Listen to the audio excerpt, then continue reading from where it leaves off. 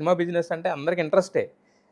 Posters మీద నంబర్‌లేసే వరకు పెద్దగా ఆటిల గురించి ఎవరికీ నాలెడ్జ్ ఉండేది కాదు. ఏసిన తర్వాత కూడా అంటే ఏవి నిజం, ఏవి అబద్ధం అని అయి పక్కన పెట్టేస్తే ఏంటంటే, ఈ నెట్ అంటున్నారు, షేర్ అంటున్నారు, గ్రాస్ అంటున్నారు. అక్కడ చూస్తే 200,00,00,000 అంటారు. ఇక్కడ నిర్మాతకు చూస్తే 20,00,00,000 మిగిలినయి అంటారు. ఇలాంటివి చాలా కన్‌ఫ్యూజన్స్ ఉంటాయి అవునవును. కామన్ ఆడియన్స్‌కి. బట్ సో, ఈరోజు సినిమా బిజినెస్ గురించి కొంచెం కూలంకషంగా మాట్లాడతాం. సో, ఫస్ట్ మీతో అన్నట్టుగానే సో, అసలేంటి? ఈ గ్రాస్ షేర్ అంటే ఏంటి? నెట్ అంటే ఏంటి? మనం ఒక రూ. 100 పెట్టి టికెట్ కొంటే, హ్మ్. ఎంతమంది కొంటే అన్ని రూ. 100లో ఆ షోకి ఎంతైతే వచ్చాయో అది గ్రాస్ అండి. Total number gross. ఇందులో నుంచి నెట్ అంటే ఏంటంటే ఇప్పుడు రూ. 100 పెట్టి టికెట్ కొంటే అది ఇంక్లూడింగ్ జీఎస్టీ. అంటే జీఎస్టీ టికెట్ రేట్ మీద 12% ఉందనుకోండి. సో, రూ. 12 మైనస్ చేయాలి. ఓకే. సో, ఆ 12 మైనస్ చేసిన తర్వాత వచ్చేది నెట్. అంటే 100 ఆర్ 100 లోపల అయితే 12%. 100 పైన అయితే 18%. 18%. రీసెంట్ టైమ్స్‌లో ఈ 12%ని 5% చేశారు. అయితే 12% జీఎస్టీ ఉన్నప్పుడు మనకి ఇన్పుట్ వచ్చేది. బట్ 5% జీఎస్టీలో ఇన్పుట్ లేదు. అంటే ఇన్పుట్ అంటే ఏంటి? ఇన్పుట్ అంటే అండి, మీరు ఆడియన్స్‌గా మీరు నాకు రూ. 100 ఇచ్చారు. నేను థియేటర్ ఓనరు. జీఎస్టీ డబ్బులు నేను గవర్నమెంట్‌కి కట్టాలి.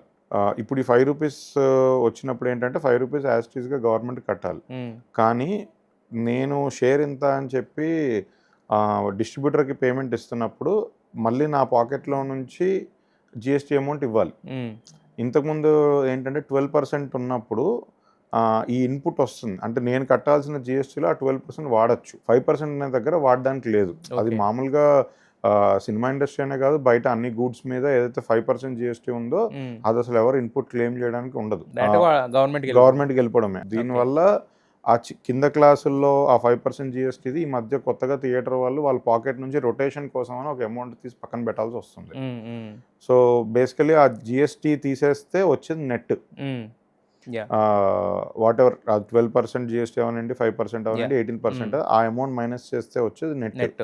సో, జనరల్గా బాలీవుడ్, బయట అదర్ కంట్రీస్ ఇవన్నీ ఏంటంటే మనం నెట్ గురించి ఎక్కువ మాట్లాడతాం. ఎందుకంటే దాని లోపల మళ్ళీ డిస్ట్రిబ్యూటరు, ఎగ్జిబిటర్ ఇద్దరు షేర్ చేసుకుంటారు. రకరకాల పర్సంటేజ్లు ఉంటాయి ఒక్కొక్క స్క్రీన్ బట్టి. షేర్ అంటే ఇంత పర్సెంట్ అలా ఉండదు. ఇంత పర్సెంట్ అని యూనిఫామ్గా ఉండదు. అంటే ఇప్పుడు మన హైదరాబాద్ తీసుకుంటే ఏఎంబి వచ్చేసి 52.5% ప్రొడ్యూసర్కి ఇస్తారు. బ్యాలెన్స్ వాళ్ళు ఉంచుకుంటారు. పీవీఆర్ లాంటిది ఏంటంటే 55% ప్రొడ్యూసర్కి ఇస్తారు, బ్యాలెన్స్ వాళ్ళు ఉంచుకుంటారు. ఈ 2%, 3%, 5% వేరియేషన్లు ప్రాపర్టీస్ని బట్టి కొన్ని డిఫరెన్సెస్ ఉన్నాయి. మేజర్గా హైదరాబాద్లో అయితే ప్రసాద్ మల్టీప్లెక్స్ ఒకటి ఉంది, AAA ఒకటి ఉంది, ఏఎంబి ఒకటి ఉంది. ఇప్పుడు రీసెంట్గా వచ్చిన ఏఆర్టీ అండ్ అల్లు సినిమాస్ అంటే ఇవి కొంచెం ప్రీమియం మల్టీప్లెక్సెస్ కింద కేటగిరీలో పెట్టి వాళ్ళు ఇన్వెస్ట్మెంట్ చాలా ఎక్కువ, మెయింటెనెన్స్ చాలా ఎక్కువ కాబట్టి ఆ 2.5% థియేటర్ వాళ్ళు ఎక్కువ తీసుకుంటారు. డిఫరెన్స్ ఉంటుంది. మామూలు మల్టీప్లెక్స్లో అయితే 55% ఇచ్చేయాల్సిందే. సో, అది వాళ్ళ ఇంటర్నల్ ఇది. సింగిల్ స్క్రీన్స్ దగ్గరకు వచ్చేసరికి 50-50 ఉంది. ఫస్ట్ వీక్ 50-50 ఉంటుంది. సెకండ్ వీక్ 60-40 ఉంటుంది. సో, అయితే ఇప్పుడు విత్ జీఎస్టీ, వితౌట్ జీఎస్టీ అంటున్నారు కదా. సో, అంటే జీఎస్టీ ఏంటి? నిర్మాత కట్టాలి లేకపోతే నిర్మాత ఇవ్వాలని మాట్లాడుతూ ఉంటారు కదా. సో, ఇప్పుడు ఏదైతే షేర్ ఎగ్జిబిటర్ దగ్గర నుంచి డిస్ట్రిబ్యూటర్ తీసుకుంటాడో ఇందులో డిస్ట్రిబ్యూటర్ మళ్ళీ తన ఎక్స్పెన్సెస్ తీసేస్తాడు అండ్ తన కమిషన్ తీస్తాడు. అంటే ఇప్పుడు ఎగ్జాంపుల్, ఇప్పుడు కృష్ణా జిల్లా ఉంది మాదే. కృష్ణా జిల్లాలో ఒక 10 lakhs ఒక సినిమాకి షేర్ చేసింది అనుకోండి. సో 10 lakhs మీద పర్సంటేజ్ అంటే 10% కమిషన్ తీసుకుంటాం. అంటే డిస్ట్రిబ్యూటర్ వర్క్ చేసినందుకు తన మెయింటెనెన్స్కి వాటికి. సో 1 lakh కమిషన్ తీసుకుంటాం. అది కాకుండా క్యూబ్, యూఎఫ్ఓ, వాల్ పోస్టర్స్ అన్ని డిస్ట్రిబ్యూటర్ పెట్టుకోవాలి. ఆ ఖర్చు ఒక 1 lakh ఉంటుంది అనుకోండి ఎగ్జాంపుల్. సో ఈ 2 lakhs మైనస్ చేసి 8 lakhs ప్రొడ్యూసర్కి ఇస్తాడు. సో మీకు ఓవరాల్గా చూసుకుంటే టికెట్ డబ్బులు ₹100, ఈ ₹100 ఎగ్జాంపుల్ చెప్తాను.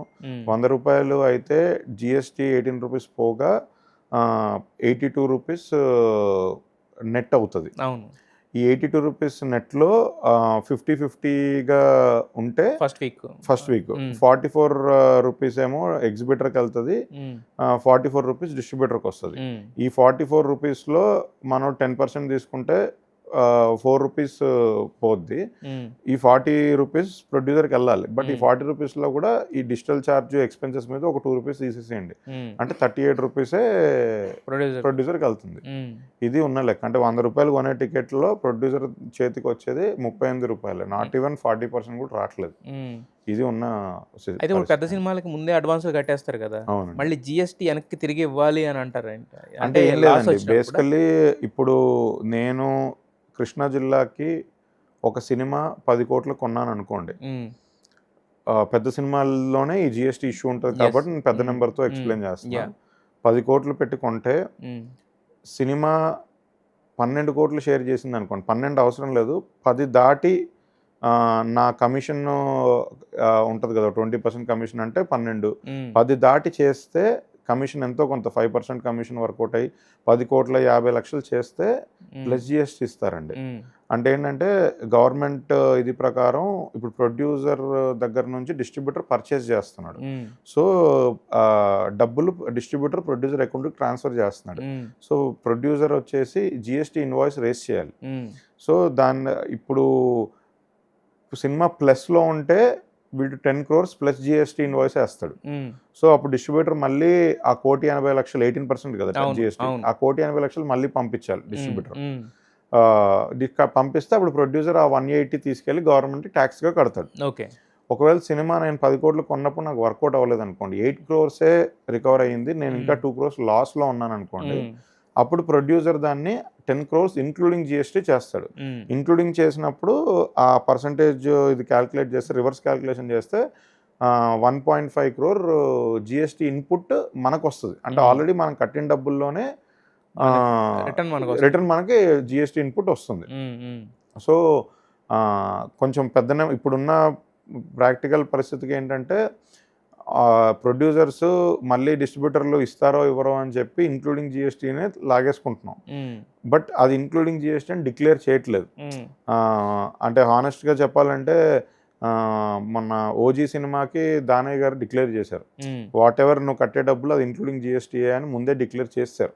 అది తప్ప ఎవరు నాకు తెలిసి నేను చూసిన ఇన్ ఇయర్స్లో వేరే ఏ ప్రొడ్యూసర్స్ అయినా కొంచెం ఆలోచించి తర్వాత డిసైడ్ చేద్దాం అన్నట్టుగానే ఉంటారు. అంటే పే ఆఫ్ అవుతేనేమో ప్లస్ జిఎస్టీ ఇన్వాయిస్ ఇష్యూ చేస్తారు, పే ఆఫ్ అవ్వకపోతేనేమో ఇంక్లూడింగ్ జిఎస్టీ ఇన్వాయిస్ ఇష్యూ చేస్తారు.